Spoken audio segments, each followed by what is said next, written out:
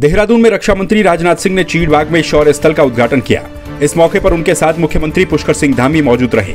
दोनों ने शौर्य स्थल पर पुष्प चक्र अर्पित करते हुए वीर गति को प्राप्त योद्धाओं को श्रद्धांजलि भी दी।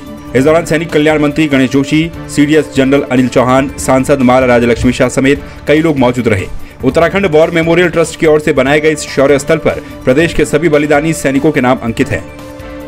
उत्तराखंड अधीनस्थ सेवा चयन आयोग के बाद अब उत्तराखंड लोक सेवा आयोग के द्वारा आयोजित की गई पटवारी भर्ती पेपर लीक के मामले में कांग्रेस विधायक सुमित हृदयेश ने राज्य सरकार पर बड़ा निशाना साधा है। उन्होंने कहा है कि इससे बड़ी घोटालेबाज और भर्ती माफियाओं को संरक्षण देने वाली सरकार और कोई नहीं हो सकती है। सुमित हृदयेश ने कहा है कि राज्य के लाखों युवाओं का भविष्य अंधेरे में डाल दिया गया है। आयोग के अलावा मेरे को लगता है सरकारी इसमें भर्ती माफिया इस सरकार को उपाधि मिलनी चाहिए। और जिस तरह लगातार अधीनस्थ चयन सेवा आयोग हो, लोक सेवा आयोग हो, पूरा भरोसा यहाँ के युवाओं का उठ चुका है। और युवा प्रदेश, युवा नेतृत्व का नारा देने वाली भारतीय जनता पार्टी को शर्म आनी चाहिए कि उनकी सरकार जो जीरो टॉलरेंस का नारा देती रही, सबका साथ सबका विकास, आखिरकार संरक्षण इस भर्ती माफिया को कौन दे रहा है लगातार?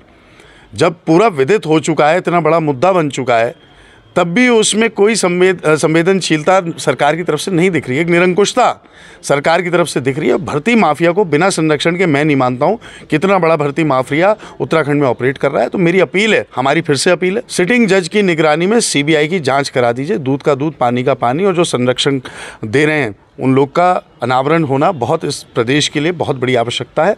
वरना लगातार ये पेपर लीक लगातार होते रहेंगे। और हमारी उच्च सरकार से भी यही मांगे, केंद्र सरकार से भी यही मांगे। पूर्व आईएएस अधिकारी कमल टावरी ने पुलिस प्रशासन की प्रताड़ना और हीला हवाली का शिकार होते चले आ रहे प्रमोद कुमार वात्सल्य को न्याय दिलाने का ऐलान किया है। उन्होंने प्रमोद वात्सल्य के पुत्र एनआरआई अमेरिकी निवासी विजय वात्सल्य की संदिग्ध परिस्थितियों में हुई मौत के मामले में स्थानीय प्रशासन और पुलिस के डीजीपी पर कई सवाल खड़े किए हैं। शुक्रवार को उत्तरांचल प्रेस क्लब में प्रेस कॉन्फ्रेंस करते हुए उन्होंने कहा है कि उन्हें बहुत दुख है और चिंता है कि 20 दिनों से एक वृद्ध व्यक्ति अपने पुत्र की हत्या की आशंका जताते हुए न्याय के लिए भटक रहा है, लेकिन उसकी कोई नहीं सुन रहा है।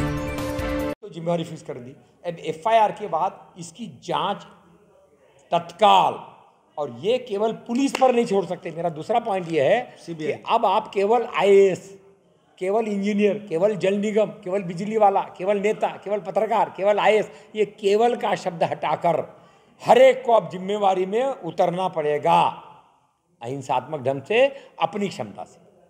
मेरा दूसरा पॉइंट। और तीसरा पॉइंट जो मैं फिर रिपीट कर रहा हूं, ये केस स्टडी है हमारे लिए। इस केस स्टडी से हमको जाना पड़ेगा बृहदता की ओर, सिविलाइजेशन की ओर, सभ्यता की ओर। हम कौन सा भविष्य देश और संस्कार, संस्कृति, समाज, धर्म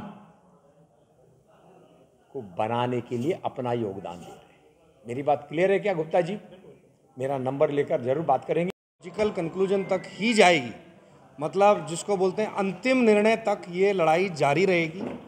जब तक वात्सल्य जी की सांस में सांस है, ये लड़ाई जारी रहेगी, ये आपका कहना है। दूसरी बात ये है, अब हमने सामाजिक, आध्यात्मिक संतों से, संगठनों से बातचीत कर रहे हैं, उनसे निवेदन कर रहे हैं कि 84 साल की उम्र में इनको आपका सहयोग चाहिए। कुछ संगठन सामने आए हैं और कुछ संगठन आने वाले हैं, बातचीत चल रही है। अगर ये एफआईआर नहीं होती है और सीबीआई इन्वेस्टिगेशन इसमें नहीं होती है, तो सीधे सीधे बात ये है कि जनता को सड़कों पे उतरना पड़ेगा।